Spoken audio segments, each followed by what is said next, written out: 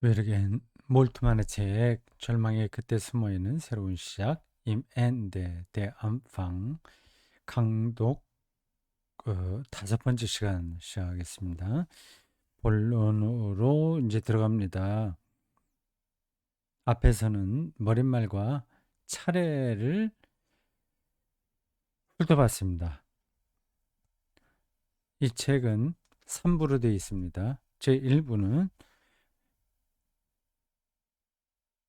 모든 시작 안에 마법이 있다는 제목입니다. 2부는 나의 끝 안에 나의 시작이 있다 이고요. 3부는 끝없는 시작이여 입니다. 1부는 아기에 대한 이야기입니다. 새로운 생명이 세상에 태어났다는 사실이 얼마나 특별한가 하는 걸 말하고요. 두 번째 2부에서는 인간의 실존 속에 있는 절망들을 이야기하면서 거기서 어떻게 우리는 또 새로운 시작을 발견할 것인가 그런 문제를 다루고 있습니다. 첫 번째는 일부는 어린아이의 출생과 그 존재 자체의 신비로움. 두 번째는 우리의 삶 전체 인생에서 벌어지는 악, 어, 폭력, 절망 가운데서 어떻게 새로운 시작을 발견할 것인가이고요. 제 3부는 죽음 이후의 삶입니다. 이 궁극적인 새로움이겠죠. 이게 책 제목처럼 Der Anfang입니다. Der Anfang 독일어로 시작이에요. 처음이라고 하는 겁니다. 아마 독일어 성경에 태초에라고 하는 말이 안방 이렇게 되어 있을 겁니다.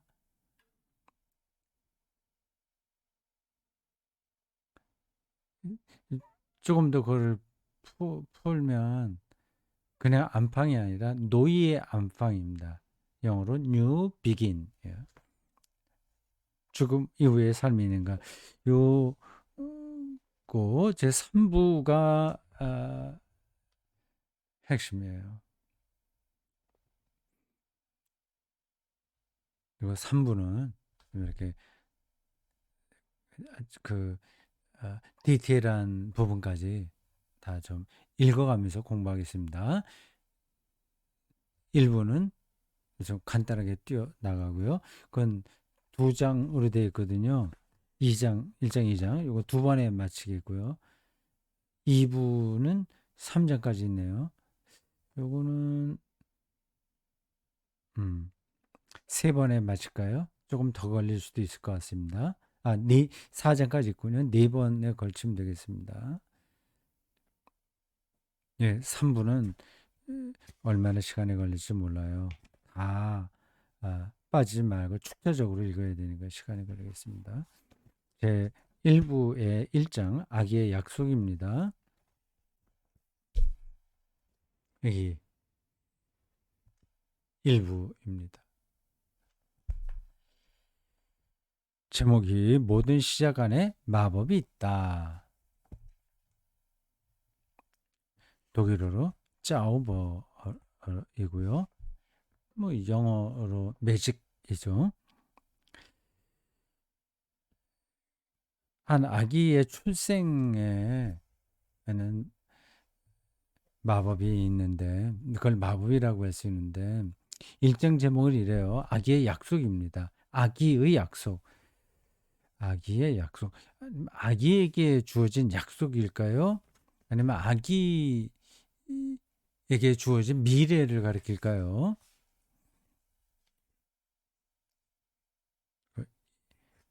아기의 약속이라는 제목으로 일장이 시작되겠습니다. 한 아기가 우리를 위해 태어났다고 이사야 선지자는 그 18쪽입니다. 흑암에 행하던 이스라엘 백성에게 선포한다. 그 아기의 출생 문제를 구약 성경 의 특별한 역사와 연결해서 설명합니다. 이런 얘기도 나와요. 기원전 587년 예루살렘이 적군에게 점령되고 이스라엘 백성이 본국으로부터 유배지로 추방당하는 엄청난 재난 이후에 새로운 시작이 도래되었는데, 이 시작은 마치 지금 막 태어난 아기와도 같이 새로운 가능성들로 가득하다. 전쟁 중에도 아기는 태어나죠. 근데 여기 이사야서 인용과 흑암에서 행하던 이스라엘 백성에게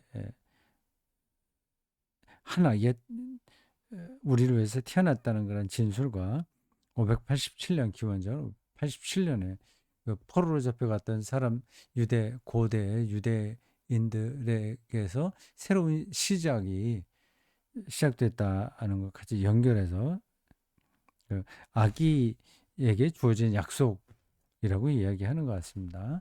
그 18쪽 맨 아래 나오는 패러그래프 보시면 되겠습니다. 뭐 기원전 587년으로 얘기했고요.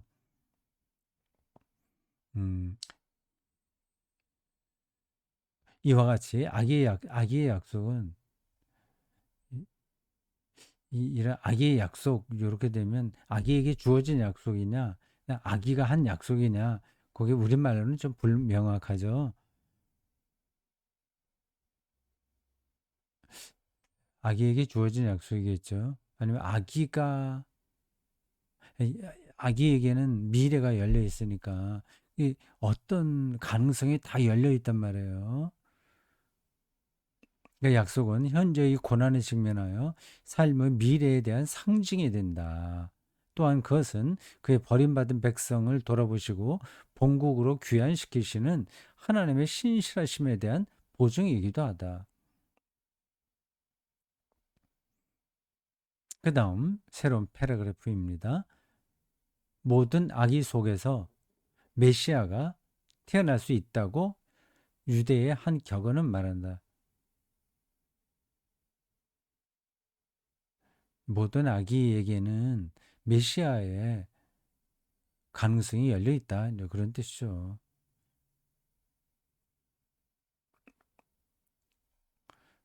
그렇죠. 그 아기가 여기 이 강독 우리 같이 하는 분들 중에서 교사들이 있다면 어린이들이 자기가 가르치는 어린이들이 이 나라 대통령이 될 수도 있고 노벨상을 타는 사람들도 될 수 있잖아요. 그런 거 보면 이 아기들은 우리에게 미래를 약속하는 존재인 건 분명합니다. 물론 거꾸로도 볼 수 있어요. 우리가 키우는 아기들이 에, 파괴적인 사람이 될 수도 있죠. 이렇게 참 어른들이 중요합니다. 교사들도 중요하고요. 이에 모든 아기들은 존중되어야 된다. 부잣집 아이만이 아니라 가난한 집 아이도 존중되어야 합니다. 예수 그리스도는 뭐 귀족이 아니라 아주 평범한 가정에서 태어났죠.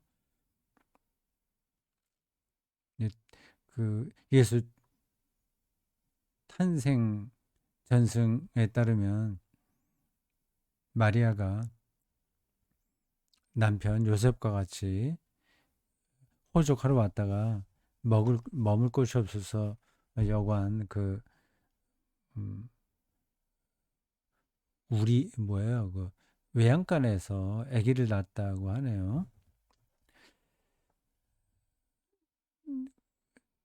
그럼 외양간에서 태어난 아기가 그리스도가 됐다는 사실은 참 지금 요거 몰트만이 얘기하고 있는 아기의 약속에 딱 들어맞는 말 경우인 것 같아요.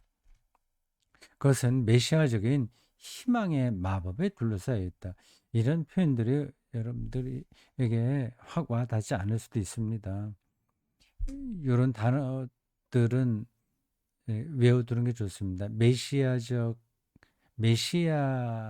희망, 메시아의 희망의 마법에 둘러싸여 있다. 이 마법이란 어떻게 될지 우리가 모르는 거잖아요. 이렇게 열려 있다는 뜻입니다. 이런 표현을 보고서 그럼 마법의 세계네.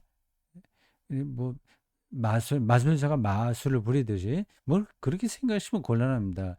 이런 표현들은 문학적인 거예요. 그러니까 우리가 저 마술사의 모자 속에서 비둘기가 나올지 뭐 탁구공이 나올지 그거를 예상하지 못하는 게 재밌잖아요. 그게 열려 있단 말이에요. 그게 이게 확정되지 않았단 말이에요. 그런 것처럼 메시아적 희망의 마법에 둘러싸여 있다. 그 아기들이 그렇다고 하는 겁니다. 예수도 그러한 아기의 시절을 거쳤죠. 기독교인들은 나오네요. 성탄절에 베들레헴의 구유에 누이신 나오네요. 구원자의 탄생을 축하한다.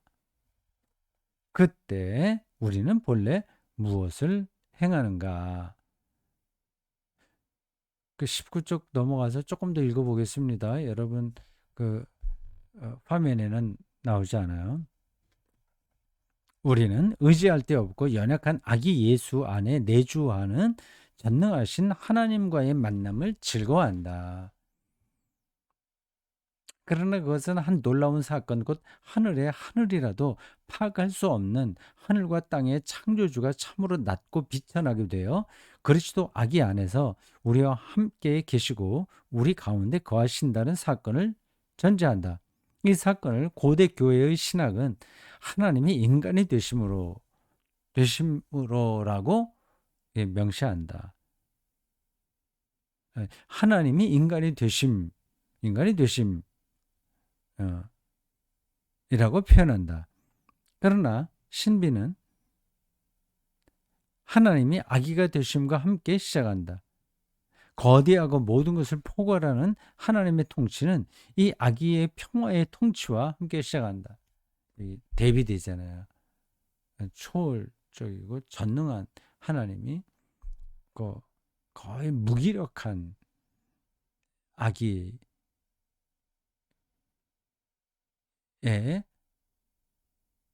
함께한다. 내주한다. 그래서 하나님이 아기가 되셨다.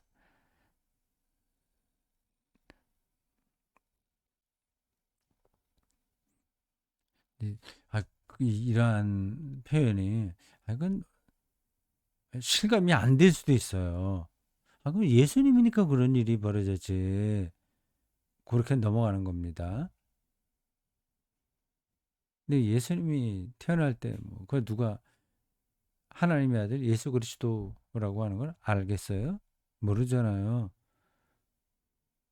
잠재적인 그리스도였어요. 그 당시 누가 그걸 인정했겠습니까? 지금 우리도 인정하지 않는 어떤 누구가 그리스도가 될 수 있을지 모릅니다. 꼭 예수와 똑같은 그리스도가 아니라고 하더라도 특별한 존재일 수도 있는 거예요. 그러니까 누구를 만나든지 아주 그러니까 사소하다고 생각하는 사람들, 그냥 아기처럼 별 볼 일 없는 사람들도 우리가 미래의 그리스도처럼 대할 수 있다면, 그럼 이제 그리스도 영성 안에서 사는 거죠. 근데 그렇게 살기 쉽지 않습니다. 아기는 우리 눈에 보잘것 없는 걸로 보여요. 또 아기와 같이 힘이 없는 사람들은 우리가 무시하게 됩니다.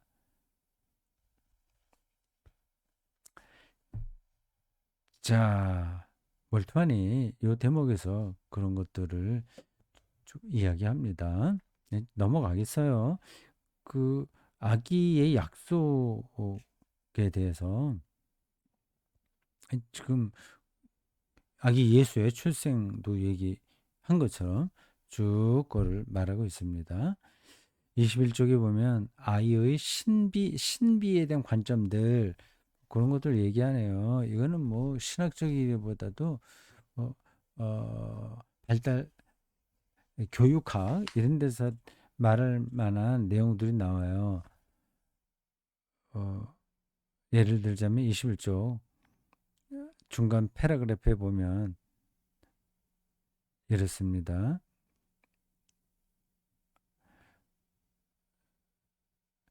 부모와 교사의 관점에서 볼 때 유년기는 한편으로 유익하고 의미 있는 연령대이다. 그런 교육학적인 이야기를 쭉 해요.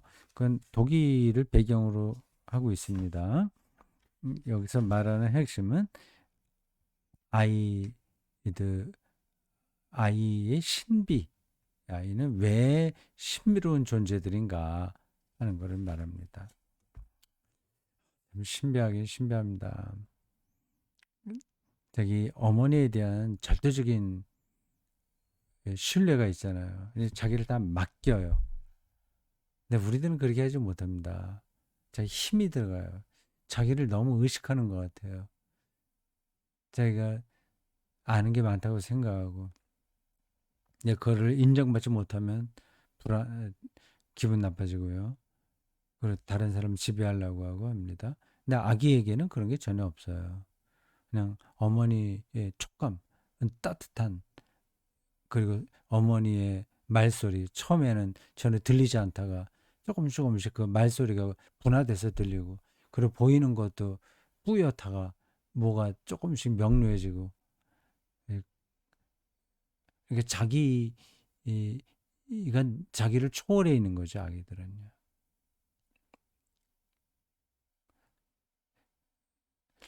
그런 신비다 이거죠, 그게. 26쪽에는 2번으로 메시아 아기 이런 얘기가 나오네요. 앞에서 했던 이야기들을 조금 더 풀어서 하는 것 같습니다. 그 다음 3번에서는 예수와 아이들. 예수님께서 아이들을 그 당시의 관점과는 전혀 다르게 생각하셨다는 것에 대해서 설명합니다. 예를 들자면 마가복음 10장, 마태복음 19장, 누가복음 18장에서 어린이들이 내게 오는 것을 허락하고 막지 말라. 하나님 나라는 이런 사람들의 것이다. 이런 관점들은 그 당시로서는 찾아보기 힘든 것들입니다. 그 외에도 여러 예수님의 말씀들이 나와요. 너희가 돌이켜서 어린아이들과 같이 되지 않으면 절대로 하늘나라에 들어가지 못할 것이다. 31쪽에 그런 얘기들이 나옵니다.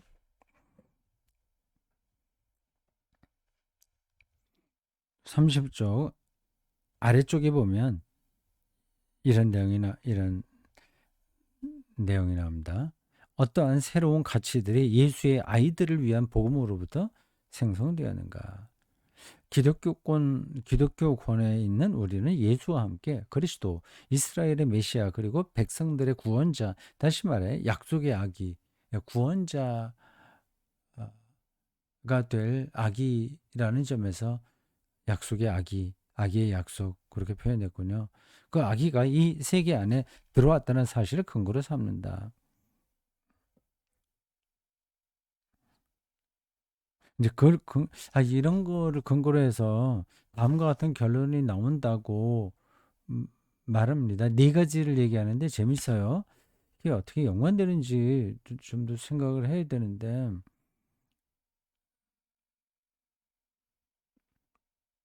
그래도 어쨌든 그 네 가지를 간단하게 말씀드리면 이렇습니다. 첫째, 우리에게 아들이 더 이상 주어지지 않아도 된다. 예, 남아 선호 사상 이건 약속의 아기가 우리에게 오셨기 때문에 더 이상 뭐 아들 하지 않아도 된다고 하네요. 이 논문은 아마 신학적으로 썼다기보다 어디 교육학자들을 대상으로 쓴 것 같아요. 두 번째는 요건 이제 여러분들에게 파일로 보여드리겠습니다. 32쪽이에요.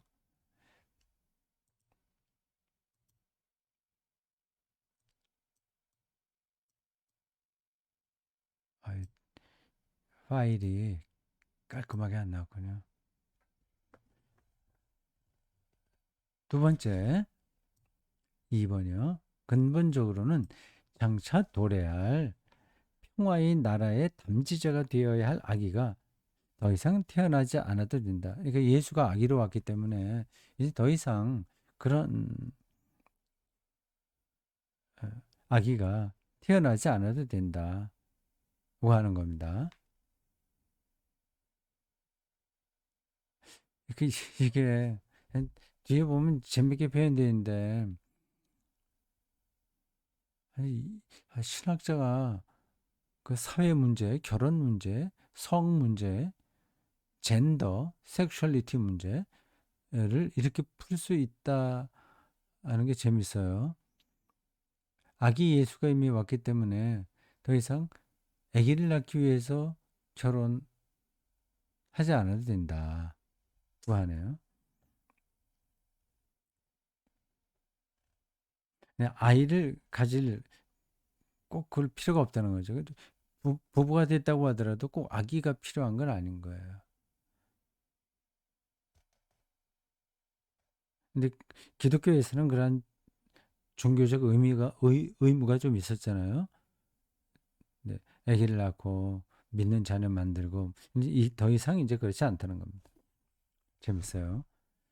근데, 어, 세 번째, 만일 결혼에 대한 강요가 하나님의 백성과 인류를 지속적으로 번식시켜야 한다는 속박으로부터 벗어난다면 남자들과 여자들은 근본적으로 더 이상 결혼하지 않아야 된다. 예. 한 아기 예수가 온 이후로는 예수 그리스도죠. 하나님이 아기 예수로 오신 다음에는 몇몇 전제의 강요와 압박으로부터 우리가 해방되었는데 그 중에 하나가 세 번째로 나온 겁니다. 인류 번식. 예. 여기서 벗어나기에 결혼하지 않아도 된다. 미혼으로 살아도 된다. 그리 열어놓은 겁니다. 저는 뭐 이게 이제 의미 있다고 생각해요. 점점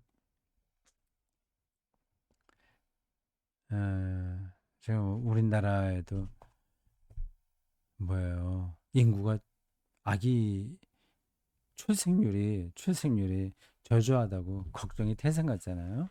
뭐 그건 또 다른 문제인데 이 멀티만의 신학적 착상에 근거하면 그런 걱정을 할 필요가 없는 겁니다. 뭐 그렇지 않아도 뭐 이런 멀티만의 말이 아니라고 하더라도 저도 왜 그거 갖고서 걱정하나? 그 기독교 신학 이제 접어놓고 그냥 일반적인 관점으로 생각한다고 하더라도 출생률 떨어지는 게 뭐 그렇게 걱정인가 싶어요. 인구가 주는 거 아니겠습니까? 주면 주는 대로 살면 되잖아요. 노인은 늘어나고 젊은 사람들이 적으니까 뭐 이런저런 노후 문제, 뭐 연금 문제 이런 게 있다고 하는데 그러면 조금 더 일을 더 하면 되잖아요. 65세 은퇴하지 말고 70세 하고 또 체력이 되는 사람들은 75세까지 일하고 그럼 연금 그때까지 안 받잖아요. 그럼 연금을 더 모을 수 있고. 근데 왜 그걸 그렇게 출산율 떨어지는 걸 갖다가 다른 세계하고 연관시켜서 그 이제 비관적으로 얘기하고 뭐 여성들에게 압박 비슷한 것도 느끼게 하고 하는지 그걸 도대체 이해하지 못하겠습니다. 지금도 인구 많잖아요. 제 인구가 지금 뭐 4천 몇백만이죠. 뭐 한 3천만 명 정도로 떨어지면 어떻습니까? 이 땅이 너무 지 인구 밀도도 높고 한데 그냥 3천만 명에 맞는 규모로 나라를 운영하면 되지 않습니까? 아니, 중요하지 않은 얘기 갖고 제가 흥분해서 얘기했습니다. 결혼하지 않아도 된다, 안 해도 된다. 이게 미혼으로 사는 게 불완전한 실존 방식이 아니다. 이렇게 월트만이 얘기합니다. 네 번째로, 그러나 이와 더불어 앞에서는 이제 기존의 어떤 그 어, 체제, 관행 이런 것을 넘어선다고 얘기하면서, 네, 그러나 네 번째로 이와 더불어서 다른 한편으로 모든 새로 태어난 아기에 대한 희망의 빛이 비치게 된다. 그럼 결혼 안 해도 되고 아기 안 해도 좋지만, 그런 다른 한편으로 새로 태어난 아기에게는 희망의 빛이 비친다. 모든 아기들은 새로운 생명의 시작을 이 세계 안으로 가져오며 성장하여 다가올 생명의 충만함의 아침 여명에 도달하게 된다. 아기들이 하나님의 피조물이라면 이들은 하나님의 창조의 미래를 위해 지음받았다. 아기들은 이러한 초월적인 차원 곧 그들 자신으로 존재하고 그들 자신을 개발할 수 있는 차원에서 평가받고 받아들여져야 한다. 어른들이 이미 만들어 놓은 틀에 따라 어린아이들을 꽤 맞추려는 사회는 이를 통해 결국 자기 자신의 미래를 죽이게 된다. 하여튼 그렇게 월트만이 이야기하고 있네요. 음, 아기의 신비입니다. 존재 자체가 신비로운 거죠. 어른들의 방식으로 아이들을 규정하지 말아라 하는 겁니다. 그들에게 인류 미래의 희망의 빛이 그들로부터 올 수도 있는 거니까요. 새로운 생명의 시작 생각하시면 됩니다. 근데 우리나라에서는 자녀들을 자기 뭐 핏줄을 잇는다든지 그게 가장 강하죠. 그건 좀 극복해야 되겠어요. 핏줄을 잇는다. 그건 좀 앞에서 얘기한 몰트만이 결혼 안 해도 되고 아기 안 낳아도 되고 다 우리는 자유로워졌다. 아기 예수가 오신 이후로 뭐 그런 말에 다 포함되는 겁니다.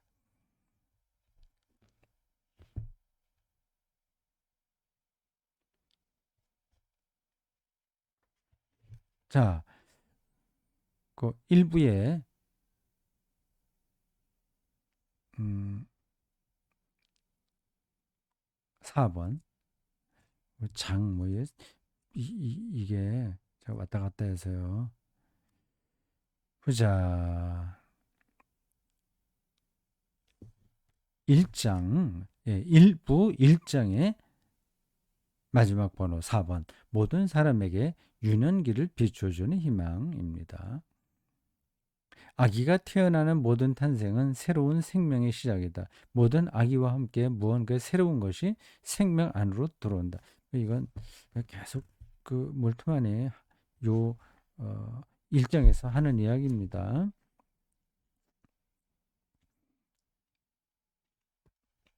35쪽만 읽어보면 되겠습니다.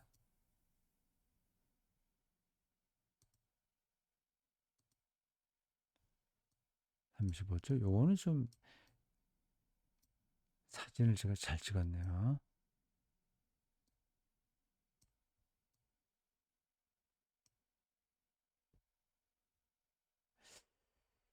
나는 아래의 세 가지 근거를 들어 아이들이 인간으로 화육하시는 하나님의 성취된 삶에 대한 희망들과 진정한 약속드림을 주장하고자 한다.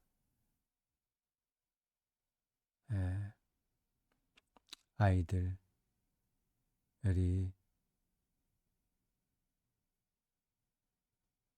생명에 대한 희망과 약속이다.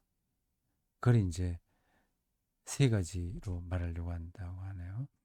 첫째, 태어나고 받아들여진 모든 아이들은 고유하고 유일해적이며 비교될 수 없기 때문에 이렇게 보기가 쉽지 않은데 우리는 그냥 다 몰아쳐 갖고 이렇게 공장에서 기계를 물건을 찍어내듯이 상품 만들듯이 아이들을 다루고 있잖아요. 이건 참 한국 교육 제도라는 건 이 지금 몰트만이 얘기하고 있는 아기의 신비하고는 그 약속의 악이 약속, 어, 잠재적 메시아다고 하는 그런 관점하고는 거리가 멀어도 너무나도 멉니다. 이들은 우리가 결코 동일하게 상상할 수 없는 삶의 새로운 시작을 나타낸다. 새로운 시작. 우리가 상상할 수 없는 새로운 시작. 아이들에게 있다. 아기 예수를 꼭 생각하시면 되겠습니다. 그 당시 어떤 누구가 그 아기 구유에 태어난 아기 예수에게서 그 미래를 보았겠습니까? 아무도 못 봤죠. 상상할 수 없는 일이 그에게 일어난 거예요. 그 지금 태어나는 아기들도에게도 그러한 고유한 생명의 약속이 주어졌다는 겁니다. 우리는 새로운 것과 특별한 것을 단지 우리가 이미 알고 있는 것과의 비교를 통해서 이해하기를 시도하며 또한 유일적이고 새로운 것을 받아들일 준비가 되어 있지 않기 때문에 이 기존 뭐예요 그 선입관이죠. 이 아이 혹은 저 아이가 누구를 닮았는지를 항상 질문한다. 아, 그런데 재밌네. 독일 사람들도 그런가 보죠. 야, 이거 누구 닮았어? 엄마 뭐 닮았어? 이런 거 하잖아요. 그 굉장히 좋아합니다. 아기가 누구 닮았다는 거. 그거 없는데도 자꾸만 닮은 걸 찾으려고 그래요. 그 옛날부터 그랬던 것 같습니다. 심지어 아, 아, 발가락이 닮았다 그런 단편 소설도 있지 않습니까? 그렇지만 우리가 이렇게 아이들을 비교하고 이미 알고 있는 것들을 회상하는 바로 그때에 우리는 한 아이가 지니고 있는 고유하고 비교할 수 없으며 독특한 점을 못 보게 되는 우를 범하게 된다. 예, 이 아이의 고유함을 봐야 된다. 아, 이건 이제 교사들이 많이 봐야 될 내용들이네요. 두 번째, 삶의 모든 새로운 시작과 함께 우리가 영원한 생명, 새로운 기회, 새로운 확신이라 부르는 삶의 충만함에 대한 희망이 생겨난다. 야, 새롭게 태어나면 희망이 생기는 거죠. 모든 아이는 구원받지 못한 이 세계 속에서 삶의 희망에 대한 새로운 동인이 되기도 한다. 만약 그렇지 않다면 우리는 시작에 대해 아무것도 기대할 수 없게 될 것이다. 그렇죠? 꼭 하나의 탄생이 그리스도의 가능성이 있다는 어, 생각, 거룩한 상상력이 필요한 겁니다. 우리 자녀들을 키울 때도 그러니까 내 핏줄이 아니라 그리스도를 키운다 생각을 해야 되겠죠. 세 번째, 아기가 생명을 시작하는 데서 새로움의 시작을 보는 마지막 이유를 나는 그 다음 조건에 읽겠습니다. 나는 아기들이 단지 우리들의 삶의 희망이 화육되는 데서만이 아니라 음,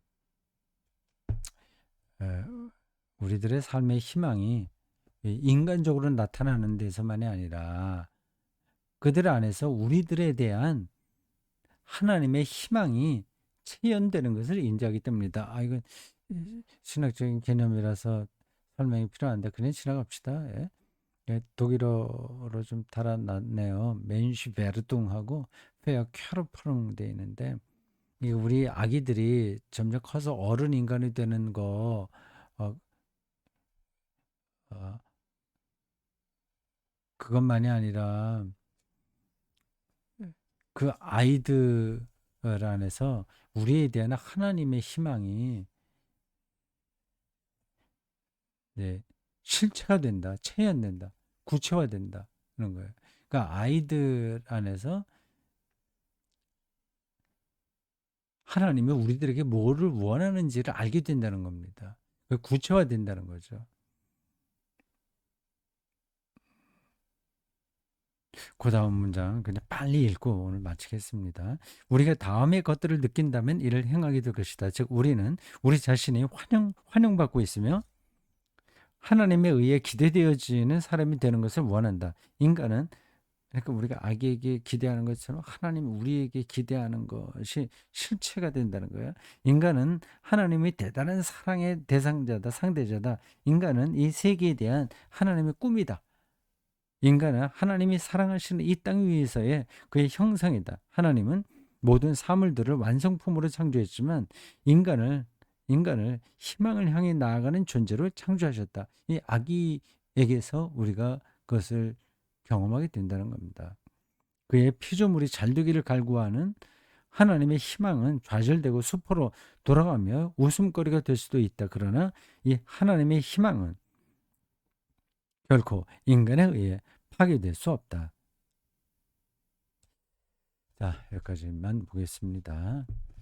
그 1부의 1장이었습니다. 1장 다 봤어요. 다음 시간에는 2장으로 넘어가겠습니다. 네, 수고하셨습니다.